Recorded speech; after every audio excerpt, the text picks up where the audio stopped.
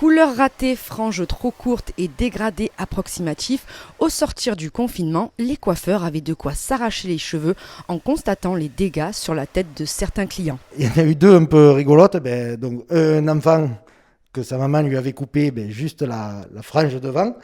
Donc il ressemblait un peu à un Playmobil. Et un autre qui a voulu se raser la tête, mais avec une tondeuse qui ne fonctionnait pas très bien.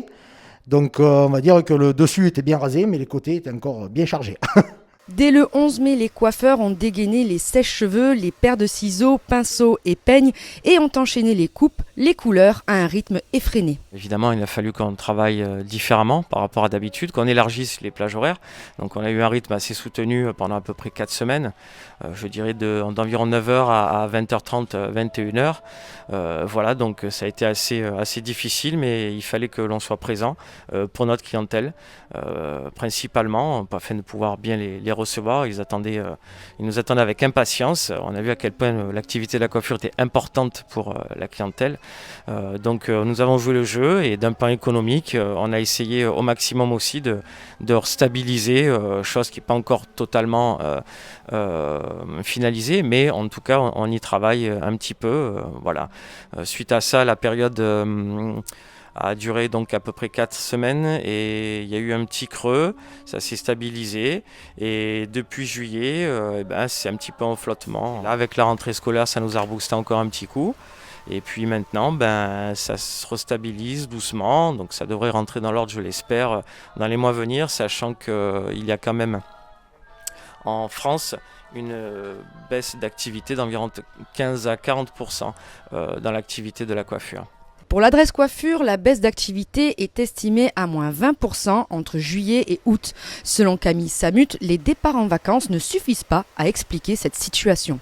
C'est les mesures sanitaires et puis encore les gens ont peur quand même, ça se sent un petit peu, la fréquentation, on vient un peu moins souvent, on se déplace un peu moins souvent, etc., etc.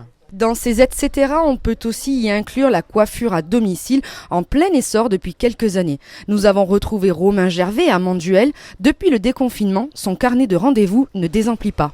On a reçu, du moins pour ma part, énormément d'appels, donc de mes clients habituels et aussi d'autres clients qui n'ont pas pu avoir soit de place en salon parce que les normes d'hygiène étant très compliquées, ils ont dû espacer leur rendez-vous. Et de nouveaux clients aussi qui avaient tout simplement peur d'aller en salon de coiffure, de côtoyer du monde. Marie-France et Gonzalo, des clients habituels du coiffeur, ont dû changer leurs habitudes.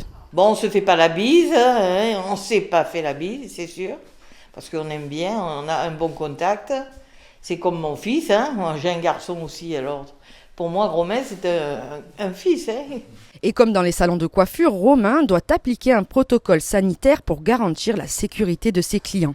Et la première chose que j'ai mis en place, ça a été le masque, forcément. La désinfection du matériel après chaque client, mais bon, c'était quelque chose qui était déjà fait, donc ça n'a pas été une contrainte supplémentaire. Et ensuite, le seul truc que j'ai un peu changé, ça a été les peignoirs jetables. Moi, j'avais adopté pour un système où j'utilise les peignoirs chez les gens et en fait, je les laisse chez eux, comme ça. Il n'y a qu'eux qui les portent et ça me permet d'économiser un nombre de peignoirs. Et bon, après, gel hydroalcoolique. Mais voilà, après, nous, on a des contraintes moindres que dans les salons de coiffure. Parce que, par exemple, on ne doit pas forcément désinfecter le siège où on coiffe, étant donné que c'est chez les gens, il n'y a qu'eux qui s'assoient dessus. Camille et Romain ont bénéficié de l'aide du Fonds de solidarité, soit 1 500 € par mois, qui leur ont permis de limiter la casse économique pendant le confinement.